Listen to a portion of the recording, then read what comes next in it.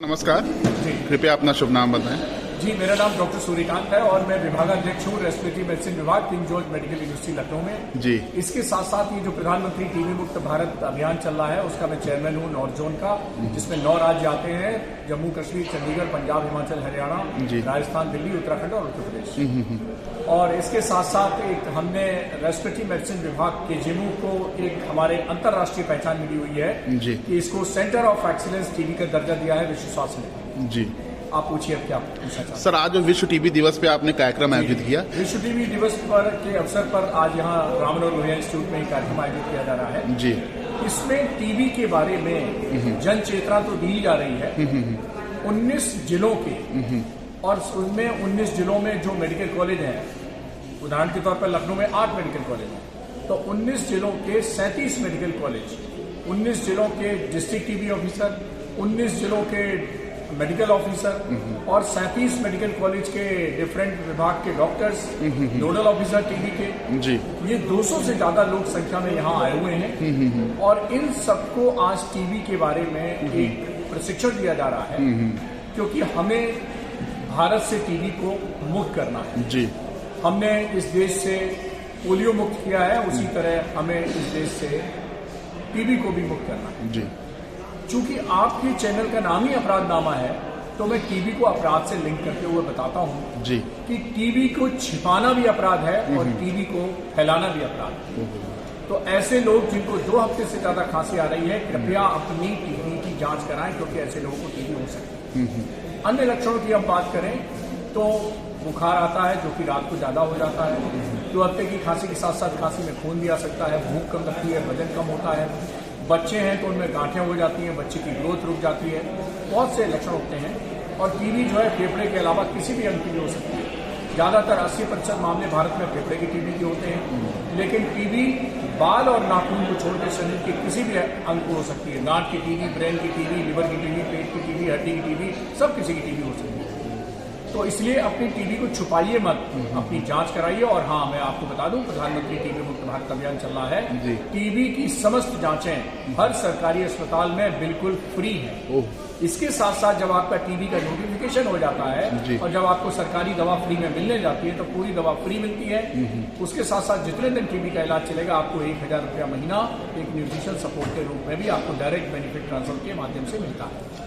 तो भारत सरकार, हमारे प्रधानमंत्री जी जब इतनी शिद्दत से भारत से टीबी समाप्त करना चाहते हैं, तो हम सभी का दायित्व है कि इस अभियान में शामिल हों, कंधे से कंधा मिलाएं और टीबी को भारत से भगाएं। लेकिन एक बात फिर मैं रिपीट कर देता हूं कि टीबी को छिपाना भी अपराध है और टीबी को फैलाना भी अपराध है। तो टीबी फैलते कैसी है?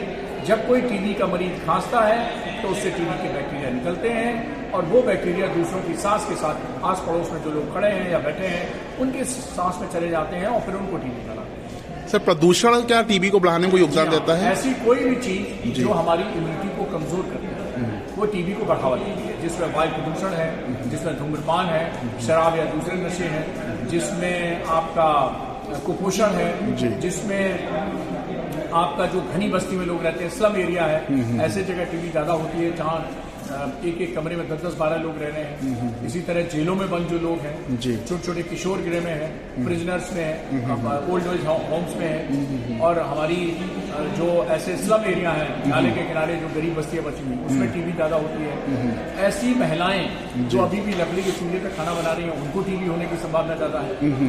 धूम्रपान और वो तो मैंने बता ही दिया। इसके अलावा जो लड़कियां कम उम्र में जिनकी शादी हो जाती है या ज्यादा कम समय में ज्यादा बच्चे पैदा करती हैं, उनकी भी इम्यूनिटी कमजोर हो जाती है, उनको भी टीबी होने की संभावना ज्यादा है। वे लड़कियां और महिलाएं जो अभी भी पर्दा प्रथा का प्रयोग करती हैं, उनको शुद्ध वायु नहीं मिल पाती है, शुद्ध सूर्य का प्रकाश नहीं मिल पाता है, तो उनको टीबी होने की भी संभावना ज्यादा रहती है। आपको जान के ताज्जुब होगा, एक अंग्रेज की किताब है टीबी की, उस अंग्रेज का नाम है टोमेन। उसने लिखा है कि 5 मिनट की सूर्य की रोशनी से सब टीबी के बैक्टीरिया बन जाते हैं। तो डॉक्टर सूर्यकांत की बात मानिए, सूर्य पर जल चढ़ाइए, सूर्य की रोशनी में 5 मिनट बैठिए और टीबी से मुक्त बने रहिए। और हाँ दोस्तों, खान पान में हरी सब्जियां खाइए, फल खाइए, मस्त रहिए, खुश रहिए। और ये फास्ट फूड और ये सब नहीं चलेगा, इससे इम्यूनिटी कमजोर होती है।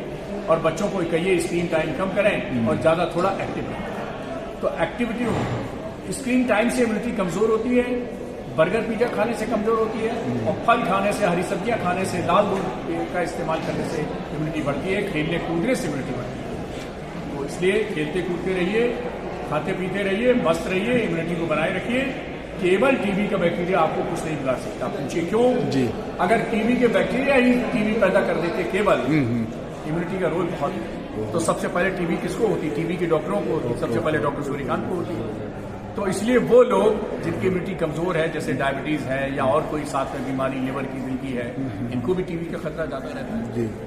तो अगर आप अभी भी धूम्रपान कर रहे हैं या आपके घर में अभी कोई लकड़ी के चूल्हे पर खाना बना रहा है, तो कृपया ऐसा ना करें, क्योंकि उनके फेफड़ा और अन्य अंगों की टीबी की इम्यूनिटी कमजोर हो जाती है और टीबी होने की संभावना बढ़ जाती है। अगर डायबिटीज है तो अपनी कंट्रोल रखें, और कोई बीमारी है उसका भी समुचित इलाज कराएं। और हाँ, 2 हफ्ते से ज्यादा अगर खांसी आ रही है तो टीबी हो सकती है और उसका जांच और इलाज जरूर। बहुत बहुत धन्यवाद सर, आपका दिन शुभ रहे।